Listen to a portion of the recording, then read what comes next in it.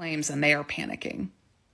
Okay, so you know how Justin Baldoni filed that $400 million countersuit that has now since been dismissed? Well, overnight, Blake Lively filed a motion to compel, saying that they never fully turned over all of those documents from their countersuit that they referenced and cited and annotated and all the jazz, right? And now she wants them. Blake Lively just made a move that has legal experts scratching their heads. After Justin Baldoni's $400 million countersuit was dismissed, most people would assume the case was over, but not Blake Lively. She is now demanding discovery from that very same dismissed case, claiming she needs to see everything Baldoni's team had planned to use against her.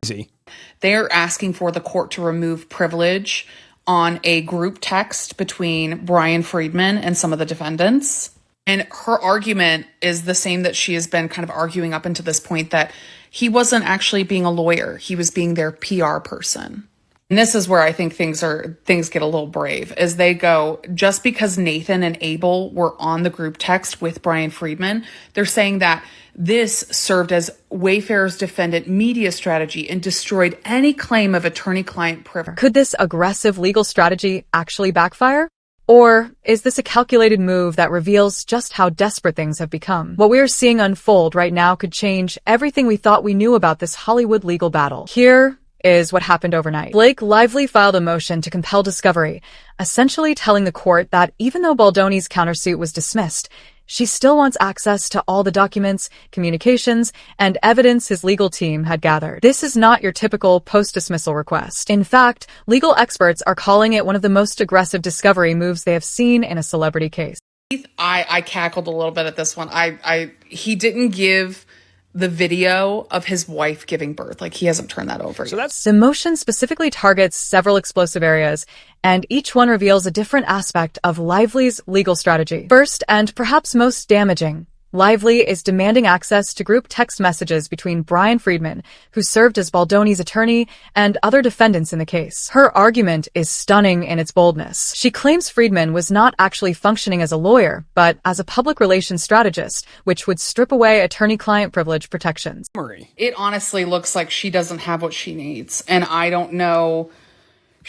They're going back to a dismissed case that they're probably going to have a very hard time fighting to get. I don't know, maybe not. I need that's why I've been waiting all morning for somebody smarter than me to go over this, but nobody else is coming in. So I'm going to ask my questions, and my questions are, are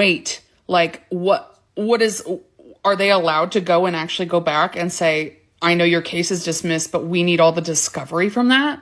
Like, I don't think but then I don't know, because all of those cases are so intermixed. But here's where it gets legally fascinating. The group texts allegedly included Nathan Kahane and Jamie Heath, who were not just random participants. They were actively involved in the litigation as defendants, while simultaneously working on media strategy. Lively's team argues that this dual role destroyed any claim to attorney-client privilege. In simple terms, when you mix legal advice with PR strategy in the same conversation, you might lose the legal protections that normally keep those communications private. The judge needed the whole transcript for the small portion they were quoting. No. So now we've got Attorney McCaffrey discussing Blake trying to get the transcript of the deposition removed. They included it as an exhibit, even though it was, sealed or whatever. They included it as an exhibit to reference something they were mentioning. But again, it's very normal for that to happen. Think about the implications here. If a judge agrees that Friedman was doing PR work instead of legal work, those private communications become fair game.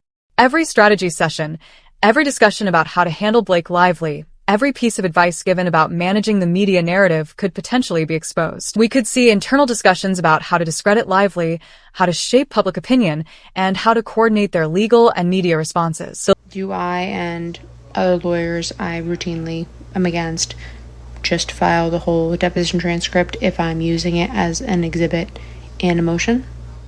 Yes. I think I referenced that motion for summary judgment that I was working on. The legal precedent this could set is enormous. If successful, Lively's argument could fundamentally change how attorneys handle high-profile cases. Law firms might need to completely separate their legal teams from their PR consultants to avoid losing privilege protections. But the most bizarre demand in the entire motion involves a water birth video featuring Justin Baldoni's wife. Yes, you heard that correctly. This is the same video that Lively previously complained about being shown during the production process, claiming it made her uncomfortable and was inappropriate workplace behavior. Now she wants to examine it herself, claiming it could help jog her memory about events that occurred on set.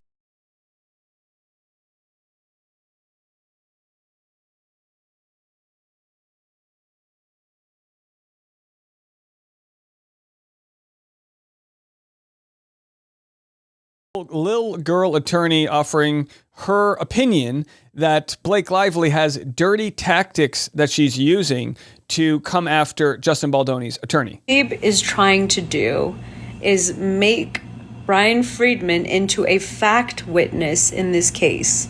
If he is a fact witness in this case, then discovery is relevant to support Lively's claims. Contradiction here is striking. Lively's original complaint suggested that being shown this video was part of the hostile work environment she experienced. Now she is actively seeking access to the same material. Critics are pointing out that Baldoni had posted portions of this birth experience on his own social media, making it hardly the private, invasive content that Lively's team originally portrayed it as. Legal experts are divided on this particular demand. Some see it as Lively's team being thorough in their discovery requests. Others view it as an attempt to embarrass Baldoni by forcing him to turn over personal family moments, even those he had previously shared publicly.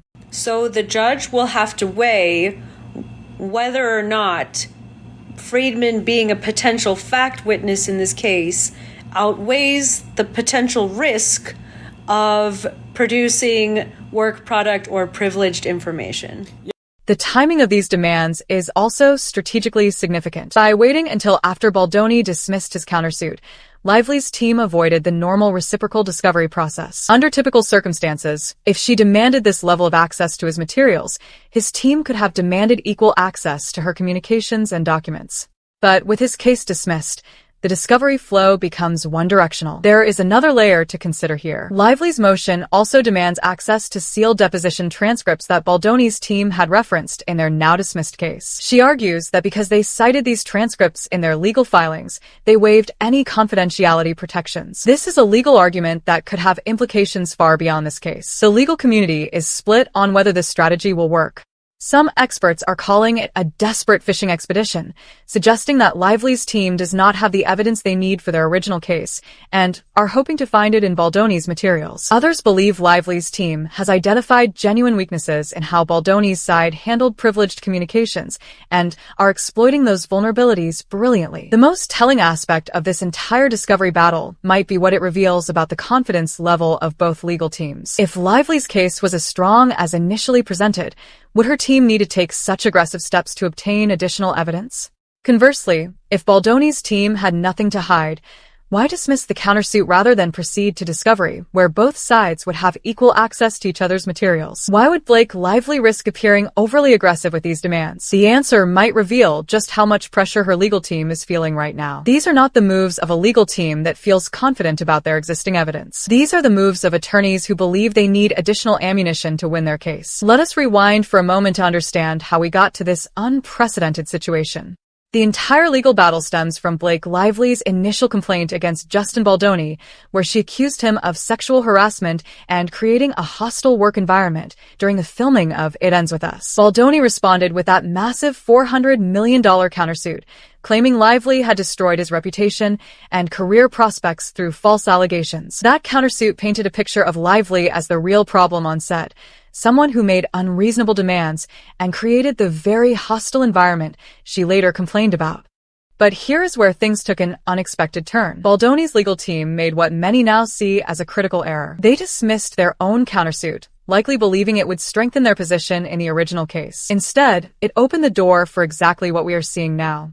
The dismissal was supposed to simplify the legal landscape. Instead, it has created this unusual situation where Lively can argue she needs access to materials from a case that technically no longer exists. It is a legal gray area that could set important precedents for how dismissed cases are handled in the future. From a legal standpoint, what Blake Lively is attempting here walks a very fine line. In simple terms, She is arguing that even though Baldoni dismissed his case, the discovery materials he gathered are still relevant to her ongoing claims. This is not typically how the legal system works. When a case is dismissed, the general expectation is that associated discovery materials remain with the parties who gathered them. But Lively's team is making a creative argument. They claim that because all these cases are interconnected, and because some of the materials might contain evidence of attorney-client privilege violations, the normal rules should not apply. The privilege issue is particularly complex.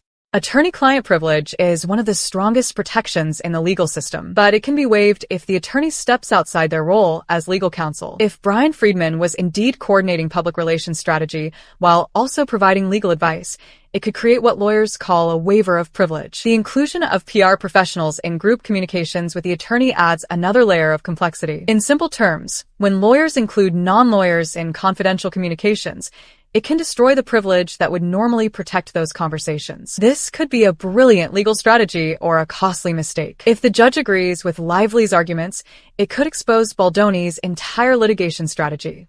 If the judge rejects them, it could make Lively appear desperate and overreaching. The broader legal community is watching this case closely because it could establish new precedents for how mixed legal and PR strategies are handled in high-profile cases. This case is revealing something important about how celebrity legal battles are fought in the social media age.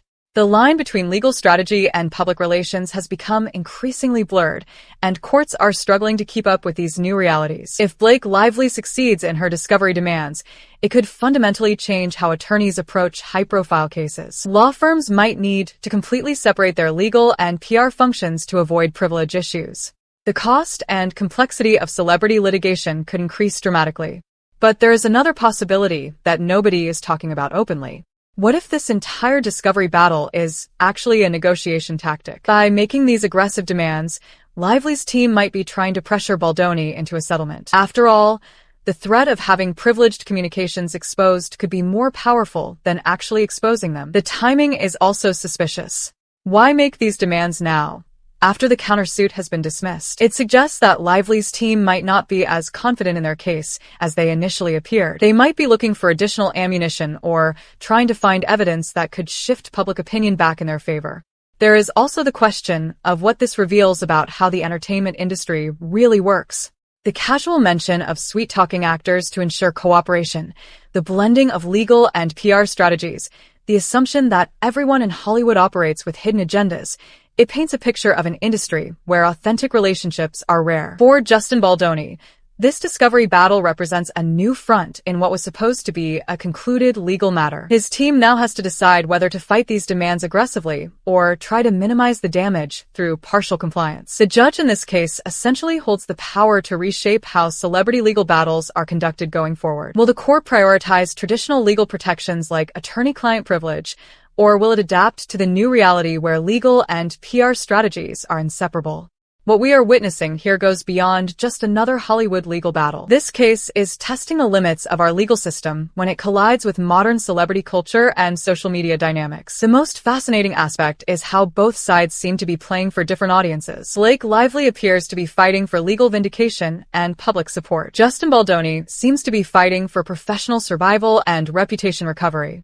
Neither side can win completely without destroying the other. The discovery demands reveal something crucial about litigation strategy in the digital age. When every communication might become public, when every legal filing gets analyzed by content creators and legal experts online, traditional litigation tactics have to evolve. If you are following this case, pay attention to how the judge rules on these discovery demands. It will tell us whether courts are ready to adapt to these new realities or whether they will stick to traditional approaches that might not fit modern celebrity disputes. The broader question is whether our legal system can handle cases where the line between law, public relations, and entertainment has completely disappeared. This case might be the test case that determines how we handle celebrity legal battles for years to come.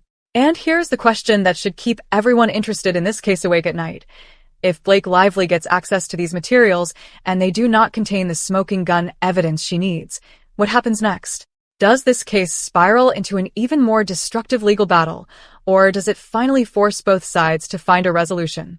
The stakes could not be higher for both Blake Lively and Justin Baldoni. Their careers, their reputations, and potentially their financial futures hang in the balance. The legal system is about to decide not just the outcome of their dispute, but how similar disputes will be handled in our increasingly connected and transparent world. What do you think about Blake Lively's aggressive discovery demands? Is this a smart legal strategy or a sign of desperation? And do you believe the traditional protections like attorney-client privilege should apply when lawyers are also coordinating public relations campaigns? Let us know your thoughts in the comments below, because this case is far from over, and your perspective matters as we continue following this unprecedented legal battle.